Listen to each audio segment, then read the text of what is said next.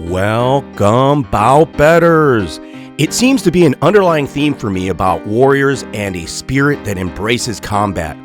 I didn't notice it initially myself, but so far all my UFC 271 content is all about fighters who bring it to the jaula or the octagon.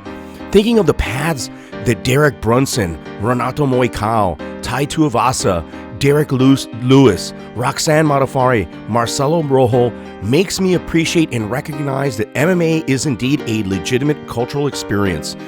As MMA fans and competitors, we are not divided by borders and ethnicities. Despite the flags and passports, MMA is truly an intercultural endeavor and value because it always has been. Fighting as a sport has always been a central part of both being civilized and uncivilized in our society. But cultural respect is not always so clear and self-evident. But me being an anthropologist who gambles, I have always scoured the YouTube for different perspectives and viewpoints. Even if I don't understand the language, I always attempt to interpret the story before me, be it Polish, Russian, Brazilian, Portuguese, or even Arabic or Afghani. I enjoy gaining new vantage points to look at fighting analytically. My path has taken me to AFGHAN BHZ number 2 channel because he, like myself, wants to better understand the fight game. I am humbled by his participation in my comment section, as well as that he's watched my content and I've watched his. I think that's really cool. I think that's what's great about YouTube, that we're able to communicate with people and influence them all across the world. For me, this is the biggest reward of YouTube. Mutual respect, communication. That is why I'm reviewing this bout that I'm already invested in. But after watching BHZ2's content, I need to better state not only my wagering position, but my fight analysis. Yes, BH2 acknowledged that Bobby Green may be the more skilled fighter, but he knows that Bobby Green fights with an open guard. I hate that Bobby Green fights with his hands down and takes his approach the way he does. He uses his body and head essentially as defense, and it has been successful for him. But I think this ability not only has its limit and strengths, but it's not normal and it's not to be advised. I wouldn't advise that strategy or fighting technique. Bobby Green is an anomaly as he is good defensively.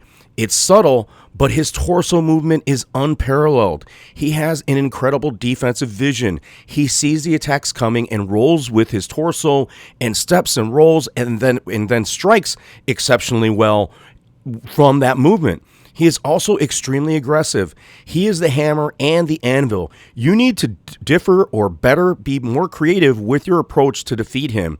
You cannot be conventional, and unfortunately for Nasrat Haqparast, he is too conventional. Bobby Green has exposed or relies on your predictability, your standard fighting style to defeat you, and Haqparast is just that, conventional, methodical, but predictable.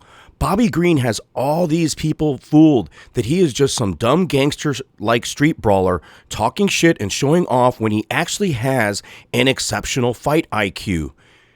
I hated this style years ago, and I didn't respect it until you acknowledge that this is fighting and that there are those that see and act not like other actors, teachers, analysts, or cappers.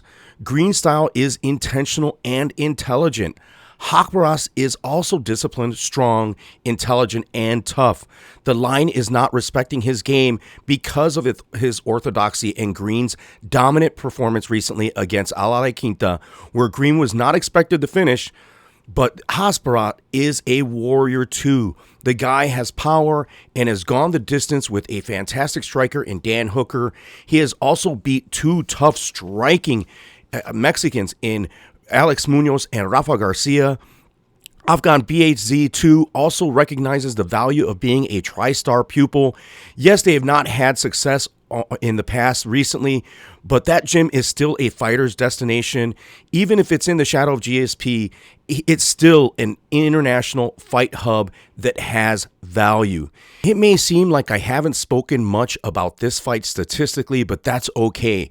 I made my betting decision last week as Green is in my Trixie with Israel Adesanya and Mean Hakeem Dawadu.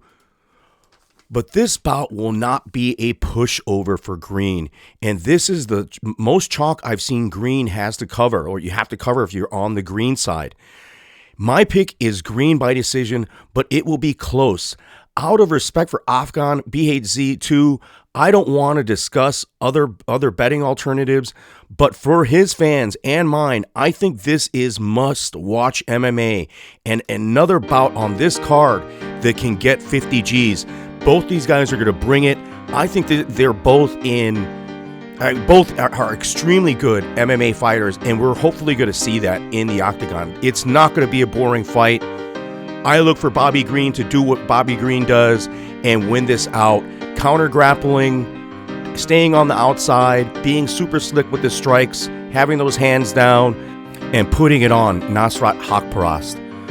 But let me know what you guys think in the comments section. Like and subscribe. And if you've made it this far, you are a bout better.